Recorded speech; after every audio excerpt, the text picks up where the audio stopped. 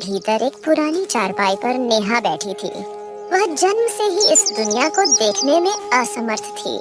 वहीं पास में चूल्हे के पास बैठी कविता खाना बना रही थी, जो घर की गृहस्थी संभाले हुए थी। आरव बेचैनी में कमरे के एक कोने से दूसरे कोने तक चहलकदमी कर रहा था। उसके चेहरे पर चिंता साफ झलक रही थी। भैया फिर से किसी सोच में डूबे हैं। क्या ये चिंता दीदी के लिए है? आप मेरी इतनी चिंता मत किया करो भैया। भगवान ने मुझे जैसा जीवन दिया है, मैं उसमें संतुष्ट हूँ और मैं तो मानती हूँ कि हम सब मिलकर हैं, तो कोई भी कमी बड़ी नहीं लगती। तू खुश हो सकती है बहना, लेकिन मैं नहीं। मैं तुझे इस अंधेरे से बाहर लाना चाहता हूँ। तुझे भी हक है इस दुनिया को देखने का। दुनिया को देखने के लिए आंखें जरूरी नहीं होती भैया। मैं सब कुछ महसूस कर सकती हूँ। तुम्हारी आवाजें, चहल पहल, हवा की सरसराहट, यही मेरी दुनिया है। नेहा की बातें सुनकर आरव की आंखें भर आईं। उनके माता पिता का देहांत बचपन में ही एक गंभीर बीमारी के कारण हो गया था। तभी से आरव ने अपनी दोनों बहनों की जिम्मेदारी संभाल ली थी। वह गांव में दूसरों के खेतों में मेहनत मजदूरी करके गुजारा करता था, पर जो कुछ भी वह कमाता वह बस 2 वक्त की रोटी के लिए ही मुश्किल से काफी होता। गांव में हर कोई जानता था कि आरव, नेहा और कविता किस तरह की कठिन जिंदगी जी रहे हैं, लेकिन कोई भी मदद के लिए आगे नहीं आता था। लोग केवल सहानुभूति जताते, मगर असल में कोई साथ नहीं देता। एक दिन आरव घर के बाहर बैठा सोच में डूबा हुआ था। वैद्य जी ने कहा था अगर नेहा की आंखों का इलाज सही समय पर हो जाए तो संभव है वह दुनिया देख सके, लेकिन इलाज के लिए बहुत पैसा चाहिए होगा। ये पैसा जैसे हर चीज की चाबी बन गया हो। इसके बिना तो जैसे गरीब के लिए कोई दरवाजा ही नहीं खुलता। तभी गांव का एक आदमी उनका हालचाल पूछने उनके घर आ पहुंचा। उसने आरव की चिंता से भरी हालत देखी और पूछा, अरे आरव बेटा, तुम्हारा चेहरा क्यों इतना उतरा हुआ है? क्या बात है? क्या बताऊं काका, हर दिन के पैसों की तंगी है, ऊपर से बहनों की जिम्मेदारी। अब तो नेहा की आंखों के इलाज की चिंता भी सता रही है। चाहता हूं कि वह भी औरों की तरह इस दुनिया को देख सके। बेटा, मैंने तुम्हें नेहा और कविता को बचपन से देखा है। तुम तीनों ने बहुत कठिनाइयों का सामना किया है। अगर मेरे बस में होता तो जरूर कुछ करता, लेकिन मैं भी तो मजदूरी करके ही अपने घर का पेट पालता हूँ। लेकिन मैं तुझे एक सलाह जरूर दे सकता हूँ। कैसी सलाह काका? बेटा, मैं नहीं चाहता कि तू कर्ज के बोझ में दब जाए, मगर तेरी हालत देखकर लगता है कि तू गांव के जमींदार से अपनी बहन के इलाज के लिए कुछ पैसे उधार ले ले। सही कह रहे हो काका, मैं भी इसी बारे में सोच रहा था। लेकिन बेटा, एक बार फिर से सोच लेना, क्योंकि जमींदार कोई भरोसेमंद आदमी नहीं है। मुझे सब पता है काका, मगर और कोई चारा भी तो नहीं है। आप चिंता ना करें, मैं मेहनत मजदूरी करके उनका सारा पैसा वक्त पर लौटा दूंगा।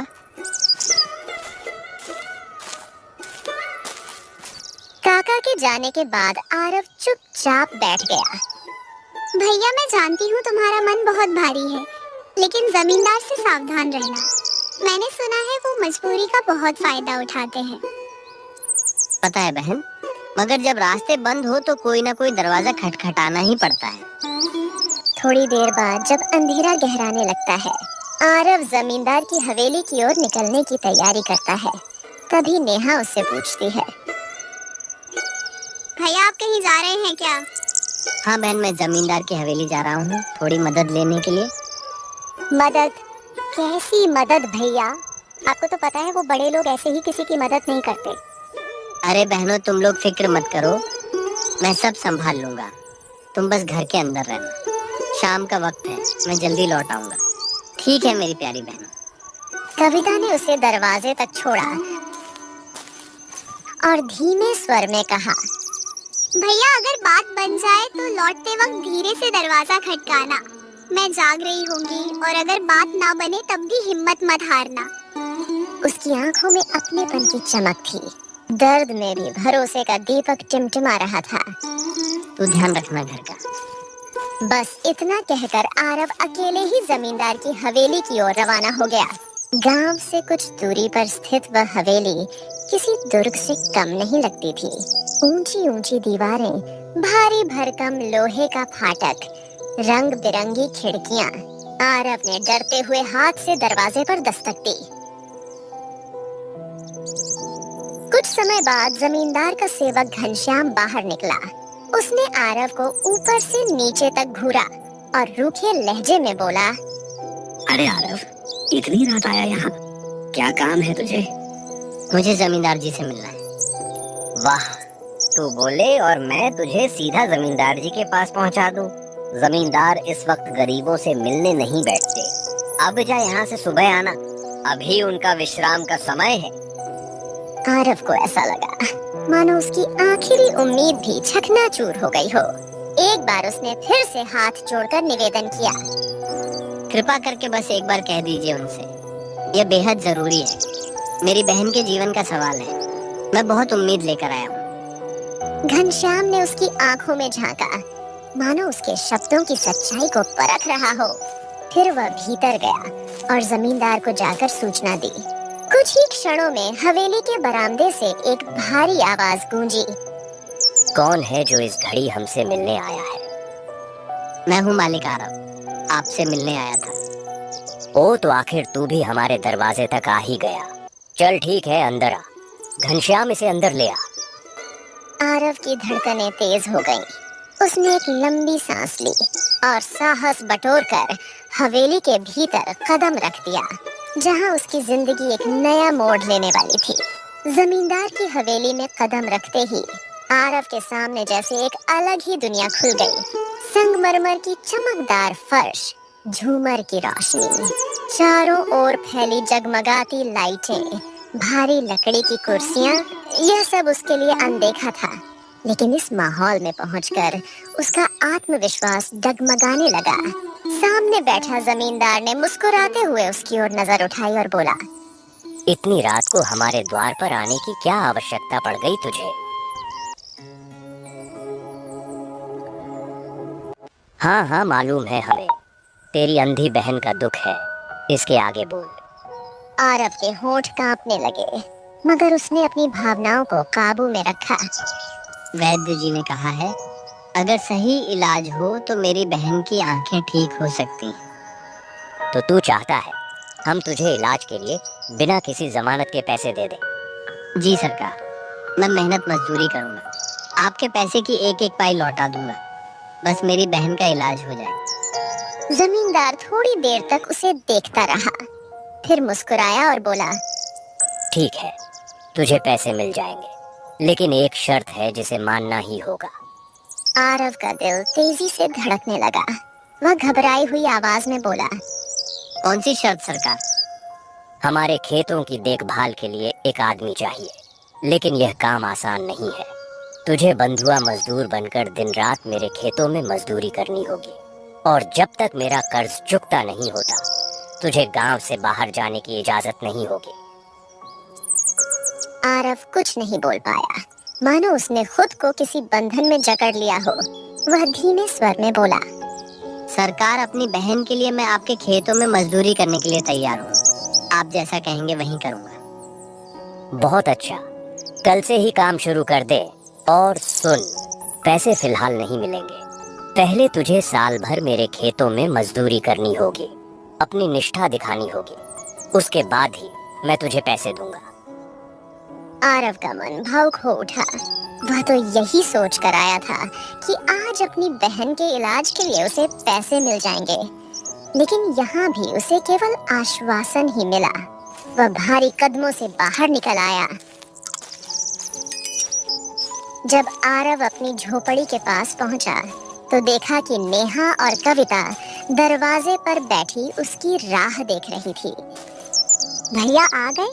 हम कब से इंतजार कर रही हैं आपका।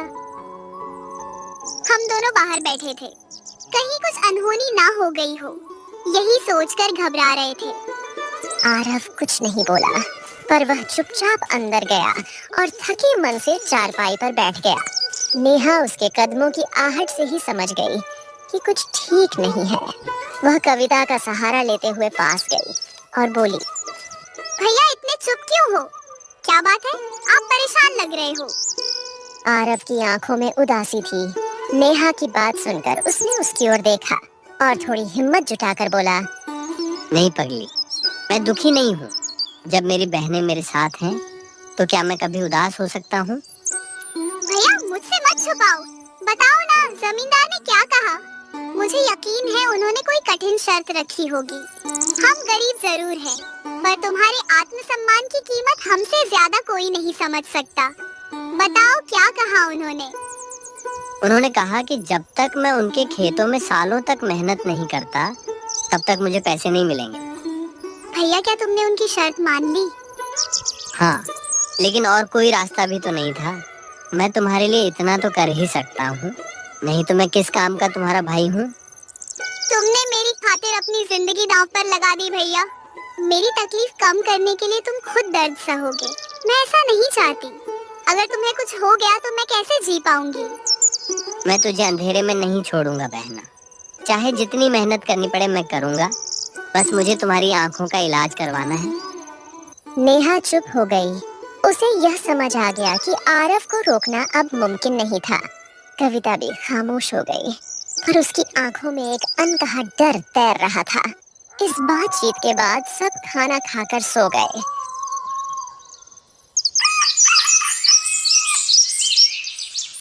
अगली सुबह जब गांव के लोग अपने खेतों की ओर जा रहे थे, आरव भी जमींदार के खेतों में काम पर पहुंच गया। सूरज की पहली किरण के साथ ही उसकी जिंदगी का सबसे कठिन दौर शुरू हो चुका था। उसके साथ काम करने वाले मजदूर उसे अजीब नजरों से देख रहे थे, जैसे वह नया शिकार हो जिसे अब शोषण के जाल में फंसा लिया जाना था। कुछ समय बाद जमींदार खेत में पहुंचे। जब उसकी नजर आरव पर पड़ी तो उसने ठंडी मुस्कान के साथ कहा, तो बताओ कैसा लग रहा है हमारे खेतों में काम करके?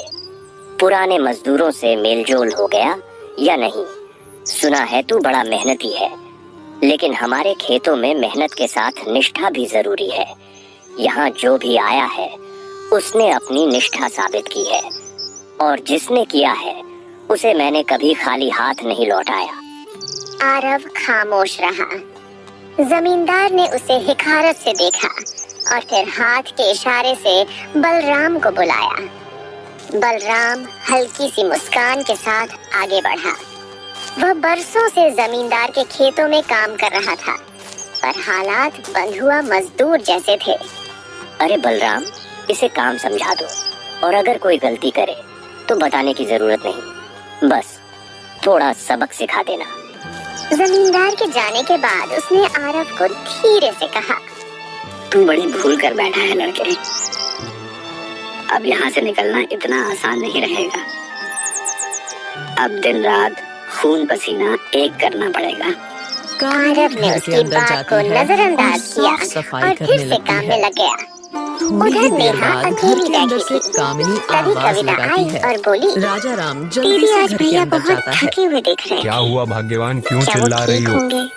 देखो, हमारा भैया बहुत बहादुर है। करते समय तू बस भगवान से दुआ मांग, वो सब ठीक करेगा। मिले हैं। क्या हाँ हो दीदी, सकता आप है, सही इसमें खोल कह कर रही देखता हो। हूँ। राजा दीदी, राम उन घड़ों मैं को बाजार खोलता जा है। रही हूँ। वह घर सारे में घड़े सब्जी खत्म हो सोने गई के है। सिक्कों से मैं भरे जल्दी हुए ही थे। लेकर आ जाऊंगी। कामिनी, तुम घर में ही अब रहना। मैं समझा ठीक कि है पिताजी ने छोटी, तू हमें ये आराम से झोपड़ी जा। क्यों दी है। मैं कहीं नहीं जाऊंगी। मैं अभी जाकर मुखिया जी को कविता सारी बाजार बात की ओर बताता हूँ। निकल जाती है। फिर राजा तभी राम नेहा मुखिया जी को के घर आंगन जाता से है कदमों की और उन्हें आहट सुनाई दी। सारी बात बताता है। नेहा धीरे धीरे तब दरवाजे मुखिया तक राजा गई राम ही के थी घर कि दो सोने के आदमी सिक्कों को सामने आ देखने के खड़े लिए हुए। जाते हैं। दोनों शराब कुछ के ही नशे में दिनों में डूबे यह हुए थे। बात पूरे गांव में अंधी फैल जरूर जाती हो, है। मगर हुस्न तो गजब का है तेरा। चलो शादी कर एक लेते दिन हैं। गांव का एक हाँ आदमी भाई, भोला राम के तुम पास आता दोनों है साथ में और अच्छे बोलता लगो। है, भोला राम नेहा भी डर गजब के हो मारे गया। पीछे हटने अरे लगी। भाई, क्या गजब कौन हो हो गया, तुम गजब लोग? हो गया। नेहा पता नहीं दरवाजे है। की ओर भागी।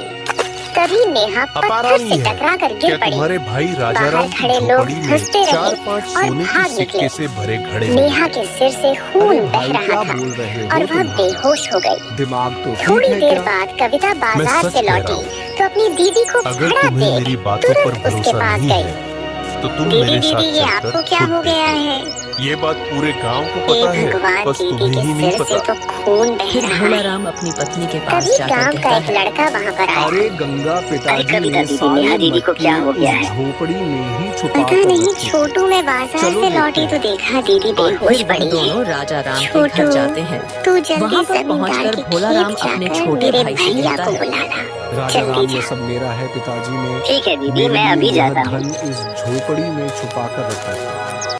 इसका मतलब आपको इधर खजाने सूरज के सिर बारे में चढ़ रहा पहले था। से मालूम था। आरव खेत हाँ में हाँ, मिट्टी मुझे खोद पहले से ही रहा था। मालूम था।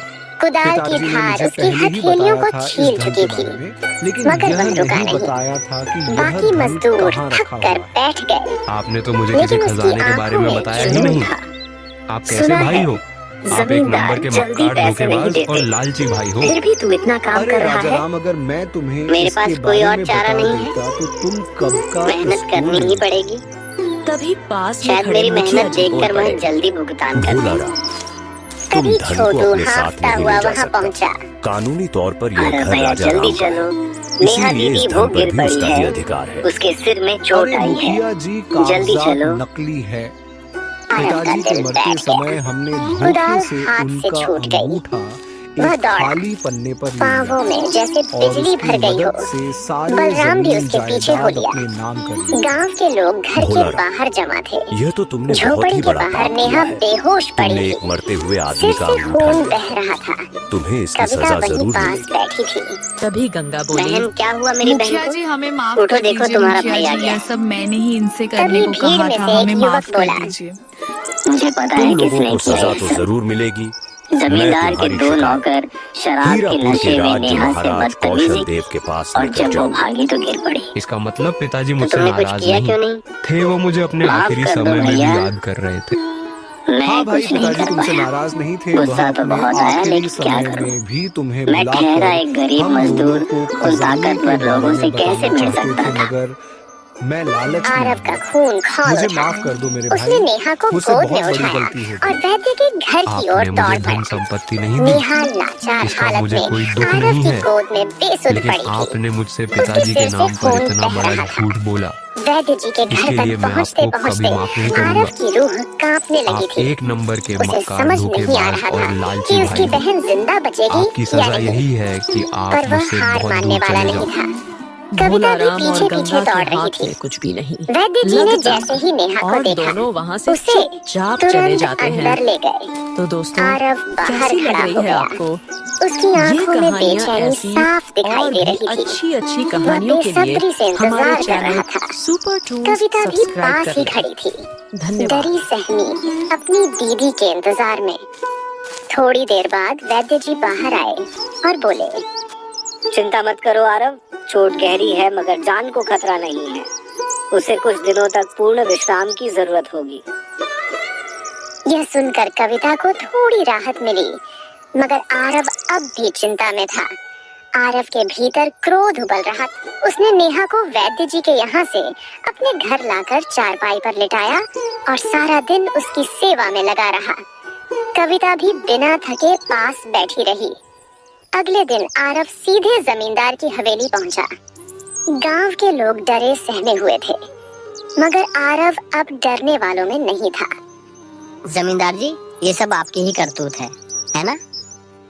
अरे यह क्या बोल रहा है तू? तेरी बहन की हालत सुनकर दुख हुआ, पर इसमें मेरा क्या दोष? मैंने थोड़े ही अपने लोगों को उसके पास भेजा था, और तेरी बहन अंधी है तो उसे तुझे घर के भीतर रखना चाहिए था।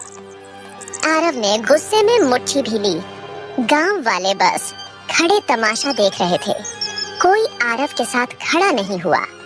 आरव ने सबकी ओर देखकर कहा, गांव वालों, तुम सब में अब इंसानियत बची ही नहीं। क्या तुम सारी उम्र इन अमीरों के डर से दबे रहोगे? अगर मेरी बहन की जगह तुम्हारी बहन या पत्नी के साथ ऐसा होता तो क्या तब भी तुम चुप रहते? आरव की ये तीखी और साहसी बातें सुनकर बलराम आगे आता है और कहता है, आरव ठीक कह रहा है। आखिर कब तक हम इस घमंडी इंसान के नीचे दबे रहेंगे? अब बहुत हो चुका। बलराम की बात सुनकर जमींदार का नौकर घनश्याम चिल्लाता है, अबे बलराम, बड़ा नमक हराम निकला तू। मालिक के खिलाफ ही बोल रहा है। थोड़ी सी उधारी के नाम पर इसने हम मजदूरों का खून चूसा है। जितना इसने दिया है उसे कई ज्यादा मैंने इसे मजदूरी में लौटाया है। बलराम और आरव का साहस देखकर गांव वाले भी अब आरव के साथ खड़े हो गए। जमींदार, उन 2 आदमियों को हमारे हवाले करो, वरना हम चुप नहीं बैठेंगे। जमींदार के चेहरे पर अब डर दिखाई दे रहा था। तभी जमींदार की पत्नी हवेली से निकलकर आई। भाग्यवान, यह सब क्या हो गया? मैंने तो अपने आदमियों को खुली छूट दी थी, पर अब उनके कर्म मेरे गले पड़ गए हैं। आपने ही गलती की है। अपने नौकरों को काबू में रखना चाहिए था ना। उस अंधी लड़की को नुकसान पहुंचाने की क्या जरूरत थी? अब एक ही रास्ता बचा है, माफी मांगो और उन नौकरों को गांव वालों के हवाले कर दो। जमींदार डरते हुए हाथ जोड़कर माफी मांगता है और दोनों नौकरों को गांव वालों के हवाले करता है जो गोदाम में छुपे हुए थे। दोनों नौकरों को गांव के बीचों बीच मुंह काला कर घुमाया जाता है। इसके बाद आरव अपनी बहन के पास आता है और पूछता है, बहन, अब कैसी तबीयत है? भैया, अब मैं ठीक हूँ, बस हल्का सा दर्द है आंख और सिर में। मैंने और गांव वालों ने मिलकर तेरे गुनहगारों को सजा दिलवा दी है। भैया, तुम सबसे बहादुर हो।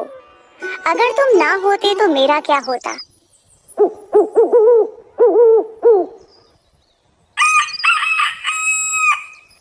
बहन, मैं काम पर जा रहा हूँ। घर में राशन और तेरी दवाइयों की जरूरत है। मैं शाम तक लौट आऊंगा। कविता, अपनी दीदी का ध्यान रखना। आरव थोड़ी दूर गया ही था कि अचानक नेहा की आंखों में जलन होने लगती है और वह दर्द से कराने लगती है। इतने में वह बेहोश होकर गिर जाती है। आरव जल्दी से उसे उठाकर कमरे में ले जाता है। कविता, तुम देखना नेहा को, मैं अभी वैद्य जी को बुलाकर लाता हूँ। आरव वैद्य को बुलाने निकल जाता है। इधर नेहा को धीर धीर होश आने लगता है। दीदी दीदी, क्या आप ठीक हो? कविता कविता, मुझे दिखाई दे रहा है, मैं देख सकती हूँ। जब आरव घर लौटता है तो देखता है कि नेहा बाहर खड़ी है। बगल में कविता चेहरे में मुस्कुराहट ले खड़ी थी। नेहा ने पहली बार अपने भाई को देखा और दौड़कर आरव के गले लग जाती है। भैया, आज पहली बार मैंने तुम्हारा चेहरा देखा। ऐसा लगा जैसे भगवान खुद मेरे सामने खड़े हैं। नेहा, तू देख सकती है। हे भगवान, यह आपकी कैसी लीला है। आपने मेरी सबसे बड़ी दुआ सुन ली। इस दिन के बाद तीनों आने